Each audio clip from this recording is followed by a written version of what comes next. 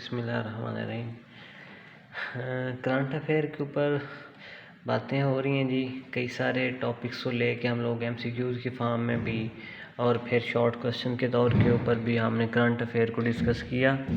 تو current affair میں نا ایک این آر او ورڈ جو ہے نا وہ میں نے کئی بار سنا عمران خان صاحب سے بھی، تو اس کا نا ایک ٹینشن تھی بنی ہوئی تھی۔ میں نے پھر نا کہ این آر کو مطلب کیا بنتا ہے، ٹھیک ہے، یہ نہیں پتہ تھا۔ وہ کہتے تھے کہ مشرف نے ان کو این آر او 1 دیا اور اب ملٹری جو ہے ان کو شہباز شریف فیملی کو یا اس شریف فیملی کو این آر او 2 جو وہ ان سے ملا ہے جی اب آرمی سے۔ تو این آر او سن کے نا تو خیر مجھے نا یہ بڑی ایسے دلچسپی پیدا ہوئی کہ یار یہ اس کا پتہ تو کریں گے این آر او کا مطلب کیا ہے۔ تو میں نے کئی سارے لوگوں سے بھی پوچھا، ان کو بھی نہیں تھا پتہ۔ تو آج میں نا وہ یاد آیا، میں آپ کے ساتھ بھی شیئر کر دیتا ہوں۔ این آر او سے بنتا ہے national reconciliation ordinance. Reconciliation ordinance اس کا مطلب بنتا ہے۔ ریکنسیلیشن مطلب مفاہمت۔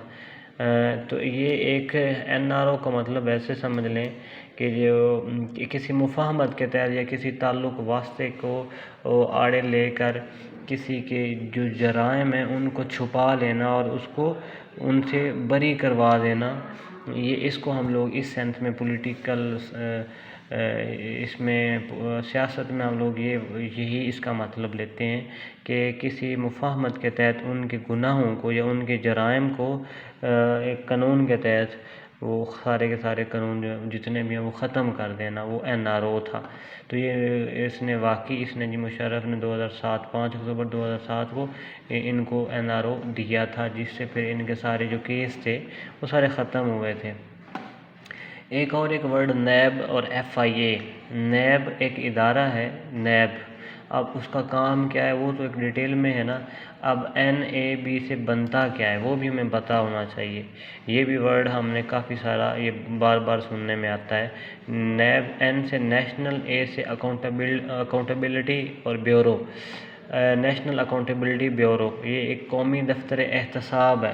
ایک ایسا ادارہ ہے کہ جو جرائم پیشہ لوگ ہیں یا جن کے اوپر کیسز ہیں کرپشن کے یا باقی، تو یہ ان کا احتساب کرتا ہے، ایک ادارہ ہے۔ اور حالانکہ بدقسمتی یہ ہے کہ ہمارے جو ہیں یہ ادارے بھی ان کی ہی نظر ہیں، جو ہمارے سیاسی لوگ ہیں، جب ایک وہ آتی جماعت وہ دوسرے لوگوں کے اوپر کیس بنا دیتی ہے، تو اب اس کے بعد اگر ان کی جب حکومت آتی ہے تو وہ کیا کرتے ہیں، ان کیس کو ختم کروا کے دوسرے لوگوں کے اوپر کیس بنانا شروع کر دیتے ہیں۔ تو یہ بدقسمتی ہماری۔ ویسے یہ ادارہ جو ہے اس کا کام ہوتا ہے احتساب کرنا لوگوں کا۔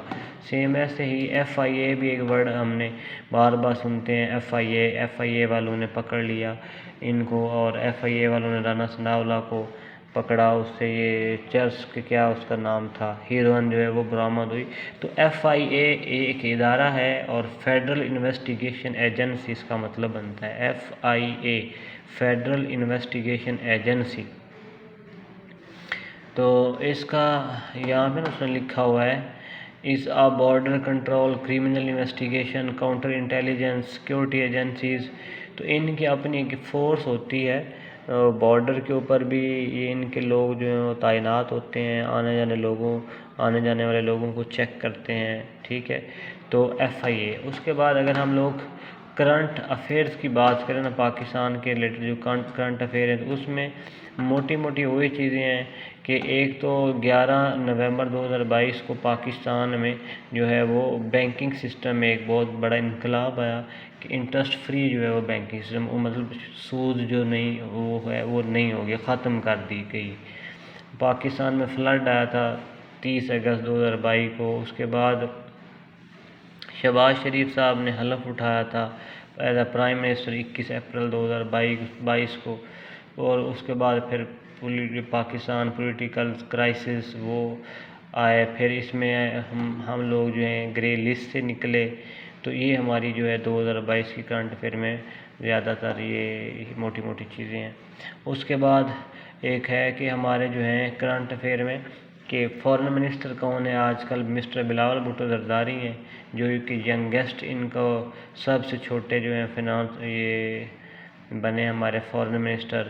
اس سے پہلے کوئی بھی اتنی ایج کا نہیں تھا۔ اب ان یہ 37 ہیں ہمارے نمبر کے اوپر آتے ہیں، مطلب 7ویں یہ ہمارے وزیر خارجہ ہیں، اور انہوں نے حلف اٹھایا تھا 27 اپریل 2022 کو۔